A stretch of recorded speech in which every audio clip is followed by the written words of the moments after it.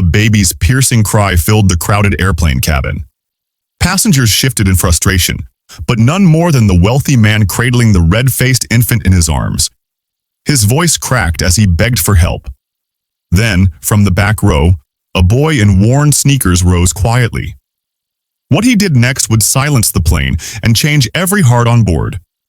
The baby's wail cut through the cabin like glass through still water. A few travelers pressed pillows to their ears. Others exchanged weary looks. At the center of it all sat Victor Langston, a millionaire known in glossy magazines for yachts and summer estates. Now, stripped of his calm, he rocked his little daughter with trembling hands, whispering pleas only she could hear. Across the aisle, a flight attendant hovered, offering practiced smiles that barely masked her worry. Hours stretched ahead and the crying showed no mercy.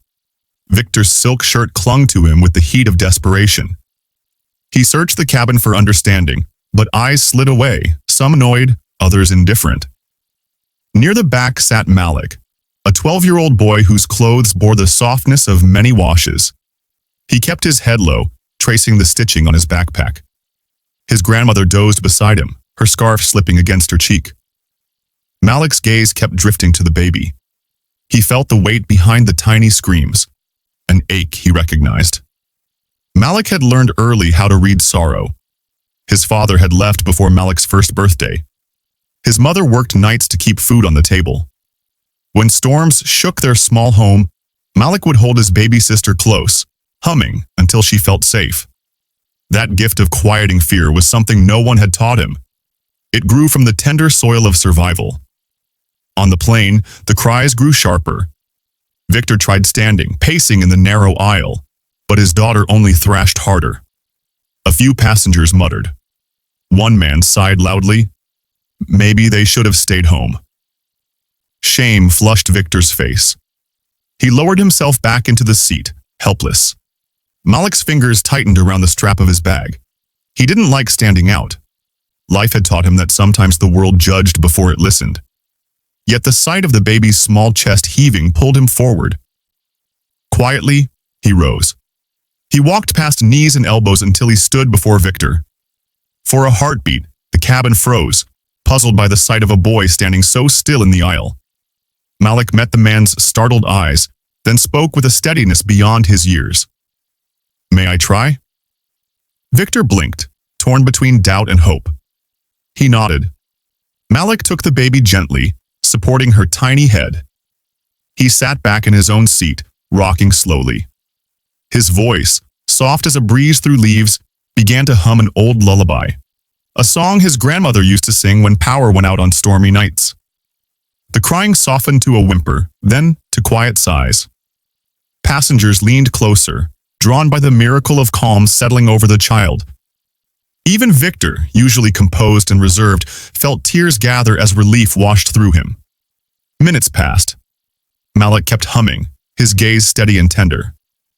The baby's fist unclenched, her breathing deepened, and soon she was asleep, her cheek against Malik's shirt. Victor knelt beside the boy, overwhelmed. I don't know how you did that, he whispered, voice thick. Malik shrugged lightly. Sometimes people just need to feel safe, he said, words simple yet etched with truth. The plane seemed to breathe again. Passengers who had looked away now watched with quiet respect. A woman across the aisle murmured, "That boy has a gift." Another offered a small round of applause, soon joined by others until the cabin filled with gentle clapping, not for entertainment, but for honor. Victor asked if Malik would sit with them for the rest of the flight.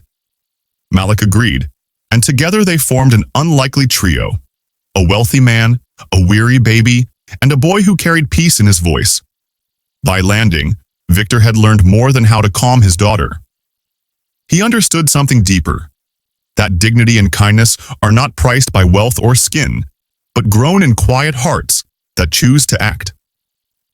As passengers filed out, many paused to thank Malik. Some patted his shoulder. Others offered smiles that glowed with respect. Victor promised to stay in touch, but Malik only grinned shyly and said, "Just keep her safe." That's all. Long after they parted, the image stayed with everyone on that flight. a child holding another child, teaching the world a lesson about courage and gentleness. In a time when people rush past one another, may we remember Malik's quiet strength. Sometimes the smallest hands carry the greatest calm, and the bravest hearts choose kindness, even at 30,000 feet. Where are you watching from? Share your thoughts about Malik's act in the comments, and subscribe for more stories that honor everyday heroes who remind us what truly matters.